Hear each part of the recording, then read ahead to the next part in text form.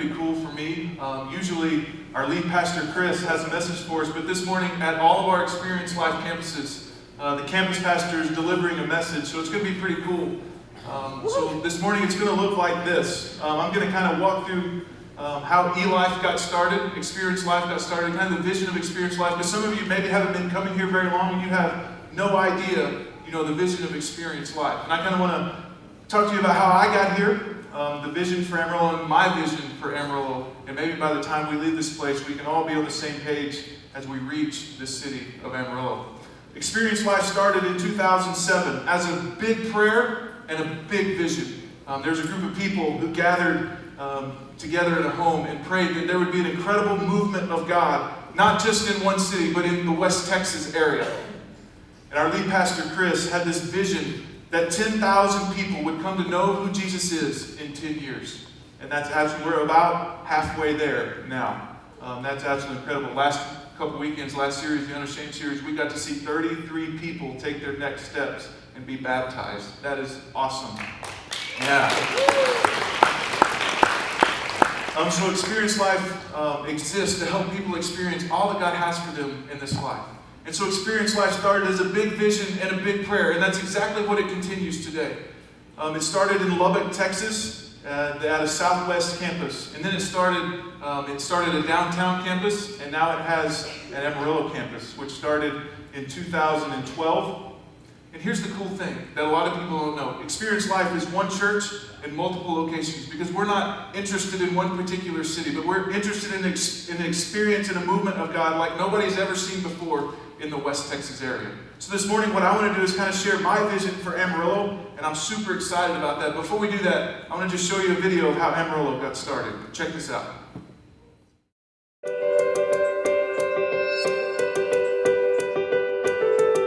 So our vision at Experience Life has been to plant a church, a campus each year. And we had our Southwest campus, we had our downtown campus, and so we were praying about where God wanted us to plant a new campus in 2012. And so we had several different options of cities and places that we felt like God was leading us to. And actually Amarillo wasn't even the first or the second choice, it was really our third option.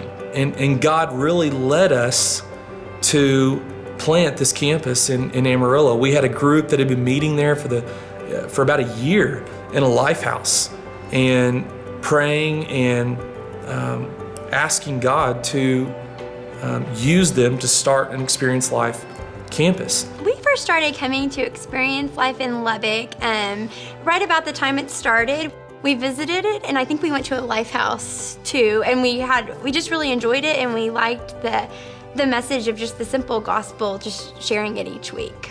We moved out of Lubbock halfway across the country, and then we're away from Experience Life, and while we were away, we kind of had this vision that we wanted to have a church, something similar to like Experience Life, and we were kind of brainstorming about different churches we could go to because we knew we were moving back to Amarillo. And so when we moved back to Amarillo, about that time, we got called by Chris Galanos that we could potentially start a life house in Amarillo, and that sounded like a great idea. And so what we started doing is meeting in this office here, just praying and watching the message on Sunday, and then we'd meet in people's homes during the week just as a regular life house to try to stay connected and plugged in. We felt like there's a need for Experience Life here because there's a large portion of the population that doesn't know Jesus. There's a need for more churches that go out and reach these people as long as there's unreached people in this community. And I talked to Chris Galanos on the phone about this, that he delivered a sermon series which, that I felt deeply convicted about. It was grow or go. And so we felt like we were at the critical time where we had to grow and keep it moving, or we needed to go somewhere else. We sent out a mailer, and then the day comes that we're going to launch this campus that we're publicly launching. This is the real deal. And then about 9:58, 9:59, some people start to come in. And our launch team's showing up, some of their friends are showing up, and 10 o'clock, people are just pouring in.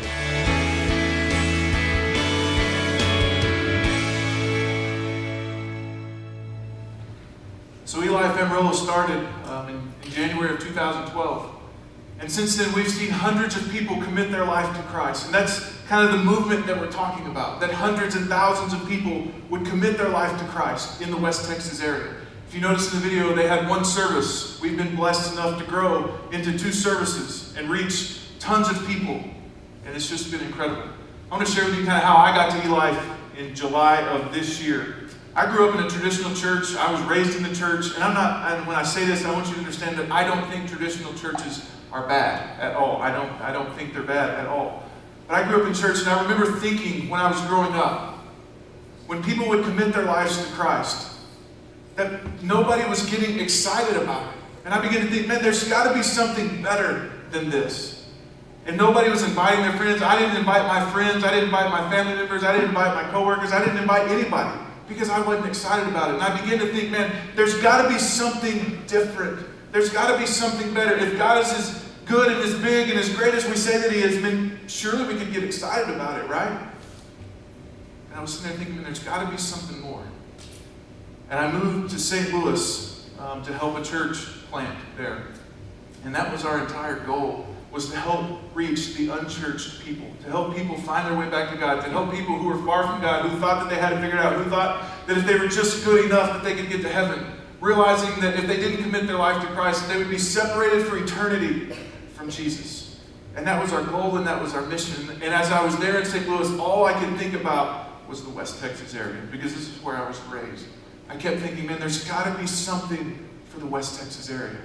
And I began checking out Experience Live on the website. And I remember they had an opening there on their website for campus pastor. I had no idea where it was at. I didn't know anything about it. And I emailed Clayton, and I asked him, Clayton and I were friends before I moved to St. Louis. I said, dude, what is Experience Live? What is it about? What is this campus pastor position? And I want you to understand, Clayton, that I'm not telling you that I'm coming. I'm not telling you that I want to come. I'm not even telling you that this is for me. I just want to know information about it.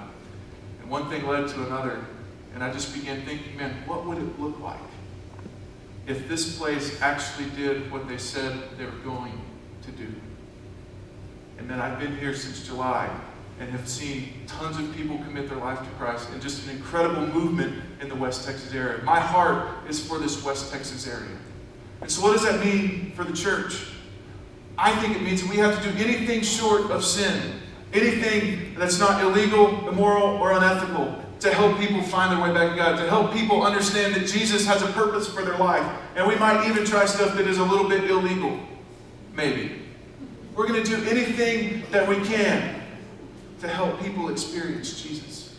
And I think that that's got to be our goal. That's got to be our vision. That's got to be who we are. But when I talk about vision, and when I talk about the cool stuff, and I talk about the movement of God, the thing that I hear the most, and this is all throughout my time in ministry, people say, you know what, that's a cool vision. 10,000 people in 10 years committing their life to Christ. 10 campuses in 10 years. That's a cool vision. That's a cool idea. But Kyle, there's no way that I can make that kind of difference. There's no way. Kyle, you don't understand where I've come from. Kyle, you don't know my circumstances. You don't know my story. I don't know enough about the Bible to make that kind of difference. And there's no way that I can buy in to that kind of vision. Can I tell you a story? When I was in college, I went to WT. And I remember going on this trip called Beach Reach. Many of you may have heard of it. Basically, it's a mission trip to South Padre Island. Sounds a pretty cool gig, right? We went to South Padre Island during spring break. Now, I don't know how many of you have ever been to South Padre Island during spring break, but I would not advise it whatsoever. I mean, there's thousands of college kids from all over the world coming to South Padre Island during spring break. Like, this is what they do. They come to party. There is no rules. I mean, they're having sex. They're drinking. They're doing drugs. I mean, it is all fair game during spring break at South Padre Island. All right? Like, it is all fair game. And I remember this group, we went down there, and it was called Beach Reach. And our whole goal was just to kind of tell people about Jesus, to tell people who He is, that there's a purpose for their life. And one of the things that we do is give them free rides. We talk to them about who Jesus is. We give them free breakfast. And I remember standing outside of this club one night at 2 o'clock in the morning once it closed. And this guy named Jason came up to me. And he said, he was just telling me all about his life and his story, and he was kind of messed up, and I just said, man, I believe God's got something better for you in your life. And I tried everything that I knew, everything that I had learned about the Bible when I was growing up, everything that I knew. I tried to tell him everything that I knew about Jesus, but he was like, man, I'm not buying that. That is not my deal. All he wanted to do was get home and get to his hotel. So I remember him saying, man, he was just getting real frustrated with me. He was like, man, just get me home, just get me home. And I assured him, like, dude, I will get you home. I promise. I'll make sure that you get back to your hotel. Because we offered free rides, and his van came eventually, and he didn't even care what I said about Jesus. Like, it just didn't matter to him. And I remember our van getting there, and he was all frustrated. Him and I got on the van together to take him to his hotel. And one of the rules was that we weren't supposed to get off the van for our own safety. I remember us driving, and if you've ever been to South Padre Island during spring break, like it is bumper to bumper traffic from one end of the island. So if you have road rage, I would not advise going there. Not a good deal. So we get in this van, and we're going over this overpass. And we're about 1.5 miles from his hotel. And I specifically remember this, like he was getting frustrated and like, get me off this van, get me off this van. I'm just going to walk the rest of the way. I'm going to walk the rest of the way. And I was like, dude, no, you're not. Sit down and just relax. We'll get there shortly. He's like, no, I'm getting off this van. And I told him, I said, if you get off this van, I'm going with you. And I'm going to make sure that you get home. And everybody in the van's like, no, you can't go. Remember, that's the rules. And I'm like, dude, I'm the biggest guy here. I can take care of myself. And so we get off the van, and we walk about 1.5 miles to his hotel. And we were done with the whole Jesus thing. We stopped talking about that a long time ago because he didn't care.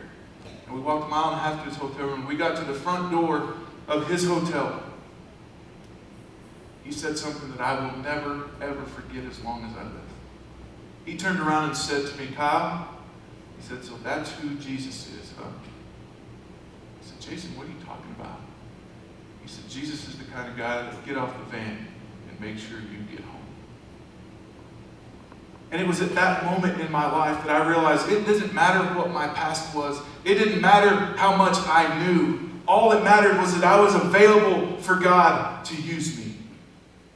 And when I think about this vision for West Texas, I think that many people make this excuse that I can't make a difference because I don't know some stuff, because I've done some things that I'm not proud of. And God says, I don't care about that. All I need you is to be available. And to make sure your friends, your family members, your coworkers are able to get off the van and you go with them and make sure that they get home. Because here's the deal. I don't think any of us in here were created by accident. All of us were created for a purpose, with a purpose. And it doesn't matter what your past looks like. It doesn't matter how much you know. God says, I want to use you in an incredible way to reach the city of Amarillo, to be a part of this incredible movement. But I need you to be available. Because this is what matters most to Jesus. Our friends, our family members, our coworkers, who think that if I'm just good enough, then I can go to heaven. We know that that's not true. But God says, I want you to be passionate about the people that don't know me, because that's what I am passionate about. That's what matters most to me. All throughout Scripture, you see the kind of people that Jesus hung out with. It wasn't the people that went to church all of the time. It wasn't the people that hung out in an LTG. It wasn't the people that hung out in a prayer gathering. All of those things are good. But Jesus was more concerned with the people that were going to spend eternity in hell. Those are the kind of people that he hung out with and was passionate about. Check out Mark chapter 2, verse 15. It says, later Levi invited Jesus and his disciples to his home as dinner guests, along with many tax collectors and other disreputable sinners. There were many of these kind among Jesus' followers. But when the teachers of religious law, who were Pharisees, saw him eating with tax collectors and other sinners, they asked his disciples, why does he eat with such scum? Why does he hang out with people who are not like him? Why does he hang out with people who don't hang out in church? Why is he so interested in the people that are going to spend eternity in hell? Why does he care so much about them? Check out what he says, verse 17. It says, when Jesus heard this, he told them, healthy people don't need a doctor. Sick people do. I have come to call not those who think they are righteous, but those who know they are sinners.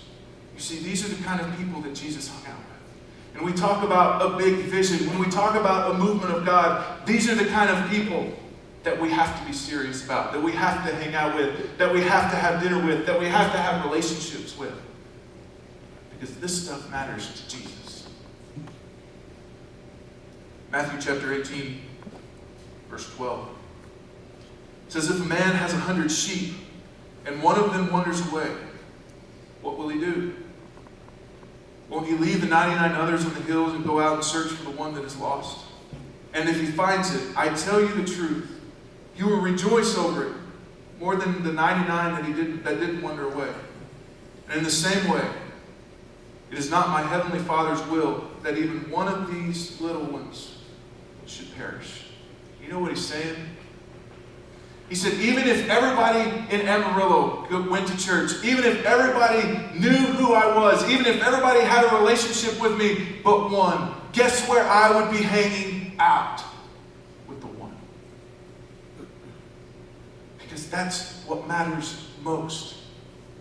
God sent his son to die on a cross for the one. It wasn't because he just liked hanging out with them. It was because he had a purpose and a passion and a vision that people wouldn't spend eternity separated from him. And I think as Christ followers, as people who come to church, as E-lifers, that's the kind of things that we have to be passionate about. It's not an option. You see, about a year ago, my wife and I had a daughter. And it wasn't until a couple of months ago that I didn't realize how much I cared about Dora the Explorer. I didn't realize how much I cared about baby dolls.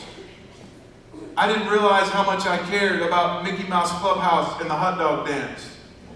Like, I didn't realize how much I cared about that stuff. But when that stuff came on TV, when she got to hold those baby dolls and love on those baby dolls, her face just lit up. And I love my daughter so much and care about her so much that I began to care about the things that she cared about. And here's the deal. If we say that we love Jesus enough and we care about the things that he cared about, we can't help but care about the things that he cares about. It's not an option. You cannot care about someone and not care about the things that they care about. It's not possible. So what does that mean for us as a church? I think that we have to be adamant about our pursuit with Jesus and our pursuit for the people that we know that are going to spend eternity separated from him. When we talk about this movement of God, I want you to partner with me and do everything that we can to care about the things that Jesus cared about. I don't think it's good enough for us to come in here every single week on a Sunday, or maybe once a week during your LTGs, or just come to a prayer gathering, and that's all that we do. We have to get serious about the things that we care about the things that Jesus cares about. Because you cannot love someone and care about someone and not care about the things that they care about. So I want to challenge you with this. I want us to have a core team of people. You know, when we start campuses, we have launch teams. I want to develop a core team of people. It's not something that you sign up for. It's not something that we're going to have at the Next Step Center. All it's saying is, listen, I'm willing to do whatever it takes. I want to sign up for that. I want to care about the things that Jesus cares about. I want to make sure that nobody in Amarillo is separated from Jesus for eternity. In Acts chapter 20, verse 24, it says this, "But my life is worth nothing." It's worth nothing to me unless I use it for finishing the work assigned me by the Lord Jesus. The work of telling others the good news about the wonderful grace of God. Our life means absolutely nothing unless we care about the things that Jesus cared about. So what does that mean for us as a church? I want to challenge you to invite people every single week.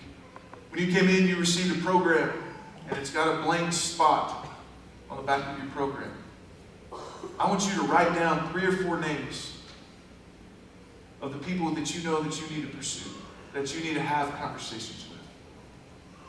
And I want you to do that before you even leave this place today, whether you do it now or during the worship set. But I encourage you to write those names down, because we have to be passionate about the things that Jesus cared about.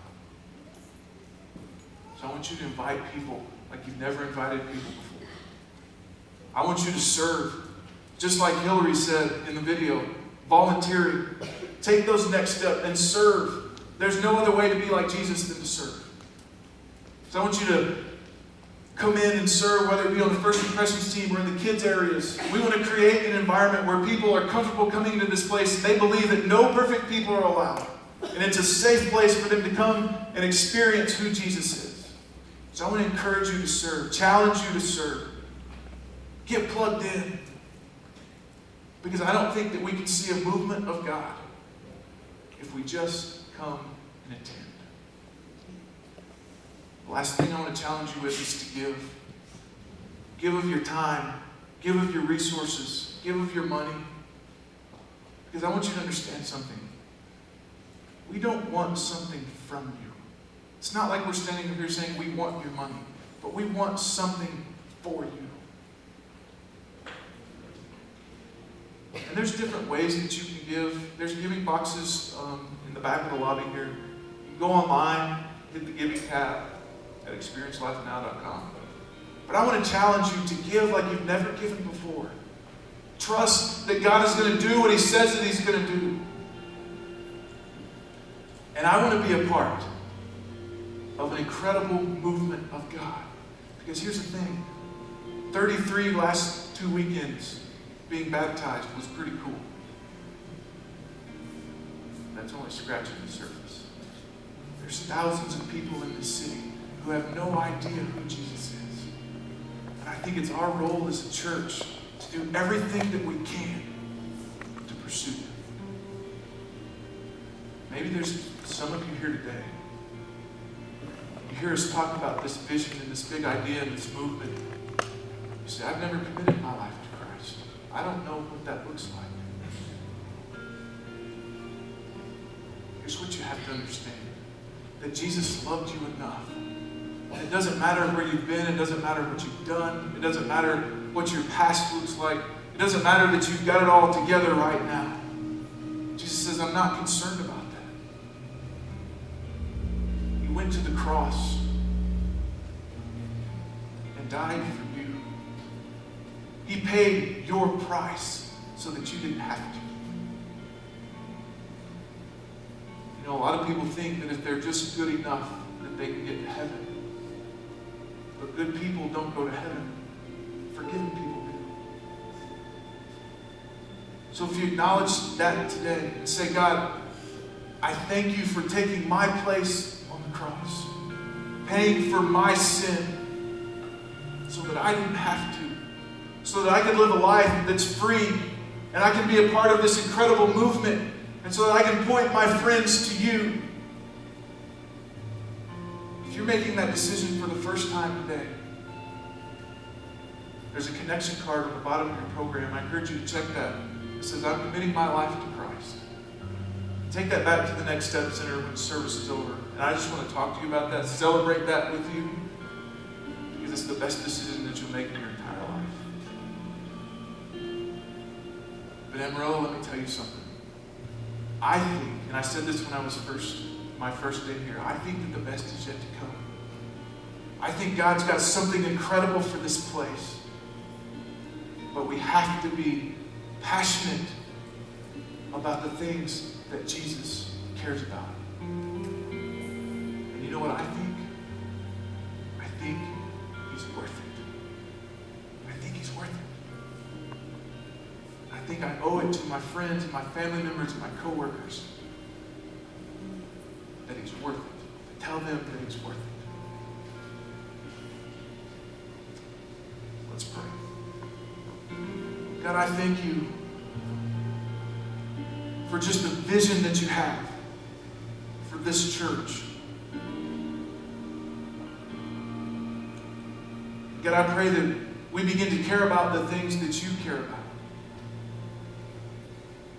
God, that one day, our friends, the people that we care about, can spend eternity with you. God, I pray that we invite our friends, that we serve, that we give like we've never done before. Because we've come to the place to realize that you are worth it. You're worth it. God, you took our place. You were hung up on a cross to die for us. And you're worth it. So Jesus, I begin to pray for this group of people and the kind of impact that they're going to have on the city, because we're obedient and we're available to do whatever it is that you ask us to do, because we care about the things that you care about.